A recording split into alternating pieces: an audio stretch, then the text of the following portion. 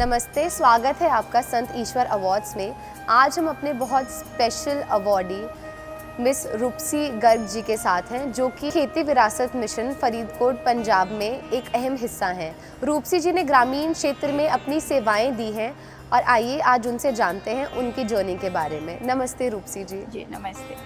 आप अपने बारे में बताइए कि how did your journey start? मैं पंजाब की ही रहने वाली और पिछले 7 साल से मैं खेती विरासत मिशन के साथ जुड़ी हुई हूँ। ये एक संस्था है जो ऑर्गेनिक फार्मिंग को प्रमोट कर रही है और पंजाब में जो ऑर्गेनिक फार्मिंग के ऊपर काम हो पाया, उसमें खेती विरासत मिशन ने एक अहम भूमिका निभाई है। मैं पटियाला ज़िले से बिलोंग करती हूँ और पढ़ाई में मैंने पहले बीटेक करी बायोटेक्नोलॉजी से। उसके बाद हैदराबाद में एक रिसर्च इंस्टीट्यूट है, centre for cellular and molecular biology. तो मैं 3 साल वहाँ पे जूनियर रिसर्च फेलो रही। पर उसके बाद मुझे लगा कि रिसर्च में मेरा मन नहीं लग रहा है और मैं नहीं कंटिन्यू करना चाहती। और उन्हीं दिनों इट वाज इन 2014 तो मैंने अनुपम मिश्र जी का एक इंटरव्यू सुना। यूट्यूब पे उनका इंटरव्यू था और वो जो हमारे देश के ट्रेडिशनल वाटर हार्वेस्टिंग स्ट्रक्चर्स हैं राजस्थान में, मध्य प्रदेश में, उनकी वो बात करते हैं। तो उनकी 2 किताबें हैं, राजस्थान की रजत बूंदें और आज भी खरे हैं तालाब। मुझे उसका रेफरेंस मिला और मैंने उसको थोड़ा और गहराई से समझने की कोशिश की और वो मुझे काफ़ी अपील किया और मैंने सोच लिया कि मुझे सीसीएमबी में काम नहीं करना है, मैं कुछ सोशल सेक्टर में करूँगी। और मेरी सोशल सेक्टर की बैकग्राउंड नहीं थी, तो मुझे लगा ऐसे डायरेक्टली जंप करने का कोई मतलब नहीं है। First I should get some knowledge और कुछ मुझे एक्सपोजर हो जाए कि ये कैसे होता है। Then I went to Azim Premji University Bangalore. तो मैंने वहाँ से मास्टर्स की डेवलपमेंट में 2016 से 2018 तक। और उससे पहले मैंने एक किंडरगार्टन स्कूल में भी पढ़ाया हैदराबाद में। तो मैं अपने एंट्रेंस एग्ज़ाम की भी प्रिपरेशन कर रही थी और साइड बाय साइड मैं एक जॉब में भी कंटिन्यू कर रही थी। तो फिर 2017 में मुझे ग्राम स्वराज पढ़ने को मिली, गांधी जी की लिखी हुई, और उसने मेरे अंदर एक ट्रांसफॉर्मेशन किया, इनर ट्रांसफॉर्मेशन। और वो बुक पढ़ के मैंने खुद चरखा चलाना शुरू किया। आई एम अ चरखा स्पिनर, तो मैं डेली चरखे पे स्पिन करती हूँ। और फिर मैं पंजाब से थी तो मुझे लगा कि अपने स्टेट में जाके काम करना चाहिए, क्योंकि लैंग्वेज, कल्चर, फूड, और फिर मैंने नेचुरल रिसोर्सेज और पंजाब के ग्रीन रेवोल्यूशन के बारे में भी पढ़ा कि कैसे एनवायरमेंटल और हेल्थ डिज़ास्टर पंजाब में हो रहा है, कैसे लोगों की सेहत, एनवायरनमेंट की सेहत ख़राब हो रही है। तो उसने भी मुझे इंक्लाइन किया कि I should go back to Punjab. तो मैं 2017 में खेती विरासत मिशन में आई। मैंने यहाँ पे इंटर्नशिप करी और फिर इंटर्नशिप के बाद मैंने मन बना लिया कि मैं कोर्स कंप्लीट करके केवीएम में ही वापस आऊँगी। तो 2018 से मैं केवीएम में ही हूँ और मेरा जो अभी काम है वो ऑर्गेनिक कॉटन फार्मर्स के साथ और फिर उसकी पूरी वैल्यू चेन। तो हमने रूरल आर्टिजन्स को रिवाइव किया है पंजाब में। खेती विरासत मिशन का एक इनिशिएटिव है, उसका नाम है त्रिंजन। त्रिंजन, त्रिंजन इज़ अ पंजाबी वर्ड। ये महिलाओं का एक कलेक्टिव होता था जहाँ पे वो पहले बैठ के एम्ब्रॉयडरी करती, चरखे पे सूत काटती, दरियाँ बुनती, गीत गाती। तो it was a collective where traditional knowledge would pass on from elder generation to younger generation. तो उसको हमने रिवाइव किया, ये सारी स्किल्स को रिवाइव किया, चरखा स्पिनिंग, हैंडलूम वीविंग, और फिर इसमें क्या एम्प्लॉयमेंट अपॉर्चुनिटीज़ हो सकती हैं, क्या वुमेन एम्पावरमेंट हो सकता है, तो वो सारा अभी हम देख रहे हैं। वंडरफुल। आपने जैसे अपनी जर्नी के बारे में बताया कि how from a research scholar you turned into a social worker, तो ऐसे इस जर्नी में आपको बहुत सारा चैलेंजेस भी फेस करने को मिले होंगे when it comes to serving the society. तो what all challenges did you go through? देखिए, इसमें एक बात ये है कि हमने कुछ मन में सोच के काम शुरू नहीं किया, राइट। ये ग्रेजुअली इवॉल्व हुआ। मैंने कुछ चीज़ें पहले खुद समझी कि भारत क्या है, हमारा देश क्या है, हमारे देश के ग्राम क्या हैं। वो जो गांधी जी की किताब है ग्राम स्वराज, उसने मुझे वो थेरेटिकल अंडरस्टैंडिंग दी भारत के गांव के बारे में कि कैसे ये एक कंप्लीट यूनिट है। इस यूनिट के अलग अलग पार्ट्स आपस में मिलके इस पूरे सिस्टम को चलाते हैं। Right. They are dependent on each other and at the same time they are independent also. Right. ठीक है ना। जैसे एक गांव में किसान भी है, वहाँ पे कुम्हार भी है, वहाँ पे जुलाहा भी है, कपड़े बुनने वाला भी है, तो सबको एक दूसरे की ज़रूरत है थ्रू आउट द ईयर। तो वो एक दूसरे की मदद करते हैं, पर अपने अपने काम में उनकी एक्सपर्टीज़ भी है। तो ऐसे करके मैंने थेरेटिकल नॉलेज उस किताब से ली, और फिर जब मैं पंजाब आई, गांव गांव घूमी, तो शुरू में मैंने किचन गार्डन का काम किया, ऑर्गेनिक किचन गार्डन।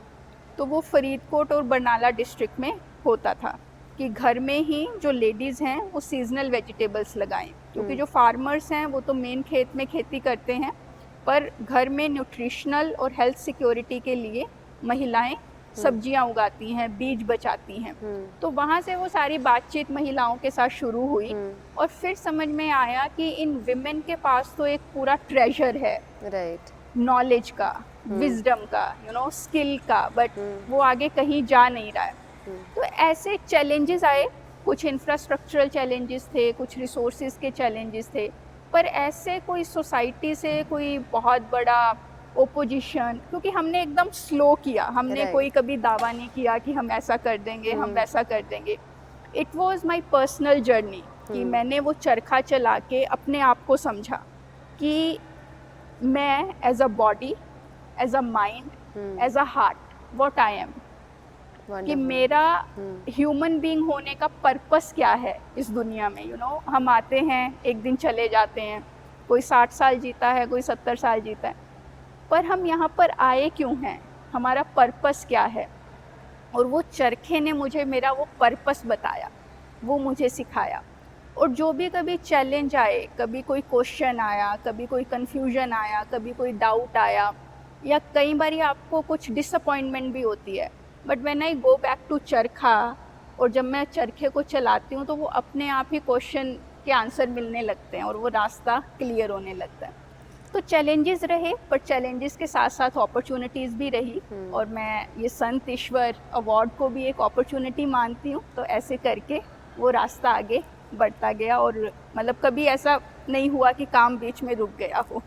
ऑल्सो जैसे कि अभी आपने, हम लोगों ने चैलेंजेस की बात की, तो when you go about serving the people, लोगों को सेवा जब हम प्रदान करते हैं, तो आपके मन में क्या वो कांस्टेंट थॉट रहता है कि how do I want to empower people, empower women in the society? देखिए, मुझे लगता है कि विमेन एम्पावरमेंट की बात करें, फार्मर एम्पावरमेंट की बात करें, या एजुकेशन सेक्टर में करें, तो it is about complete human being. Right. अभी शायद एम्पावरमेंट का मतलब हम समझते होंगे इकोनॉमिक एम्पावरमेंट, कि विमेन के पास पैसा आ गया तो they are economically empowered, farmers के पास पैसा आ गया तो दे आर एम्पावर्ड। पर ये खाली पैसे की बात नहीं है, क्योंकि देखिए, पैसा तो आप कोई भी काम करेंगे आप कमा सकते हैं, पर जब तक उस काम में आपका मन नहीं होगा तो आप अपना दिमाग उसमें अप्लाई नहीं कर पाएंगे।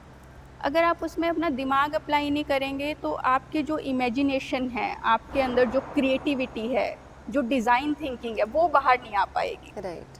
और आपका मन आपके दिमाग को सिग्नल देता है, और आपका दिमाग आपकी बॉडी को सिग्नल देता है कि आप वो फिज़िकल वर्क करो। Unless you do physical work, तो वो चीज़ एग्जीक्यूट ही नहीं हो पाएगी, इम्प्लीमेंट ही नहीं हो पाएगी। तो ये तीनों चीज़ें एक सिंक्रोनाइजेशन में चलती हैं, एक अलाइनमेंट में चलती हैं।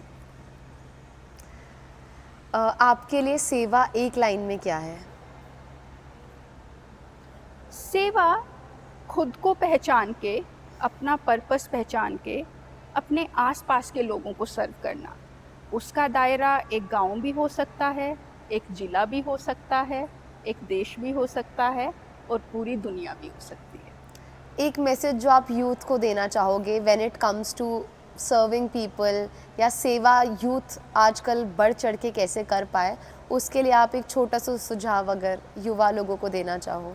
मुझे लगता है कि जो यंग लोग हैं उनके अंदर सबसे ज़्यादा फिज़िकल और मेंटल एनर्जी होती है, क्योंकि वो अर्ली 20s और लेट 20s में ही बंदा सबसे ज़्यादा काम कर सकता है, ट्रैवल करना है, जो भी करना है। तो उसमें थोड़ा स्लो डाउन करें, खुद को पहचानें, खुद को टाइम दें कि मैं किस चीज़ के लिए बनी हूँ और मेरे लिए क्या चीज़ बनी है। क्या होता है कि एक्सटर्नल वर्ल्ड में बहुत सारे ऑप्शंस होते हैं, पर वो सारे ऑप्शंस शायद हमारे लिए सही नहीं होते हैं। तो इंटरनली एक बारी अपने अंदर उतर के, उसके लिए कुछ भी माध्यम हो सकता है, फार्मिंग एक माध्यम हो सकता है, ट्रेडिशनल स्किल्स माध्यम हो सकता है, या anything, but we need to slow down और बहुत ज़्यादा उसको स्कैटर्ड ना करके एक कंसाइज तरीके से, कंसंट्रेटेड मैनर से उसको अगर हम समझें, तो फिर हम अपनी सोसाइटी को भी अच्छे से सर्व कर सकते हैं, सेवा कर सकते हैं, देश की सेवा कर सकते हैं। धन्यवाद रूपसी जी, जी, आपसे बात धन्यवाद। करके बहुत अच्छा लगा और हमारा सौभाग्य है कि आप पॉडकास्ट पर आए हमारे, और संत ईश्वर सम्मान की तरफ से और समिति की तरफ से आपको बहुत बहुत धन्यवाद। Thank you.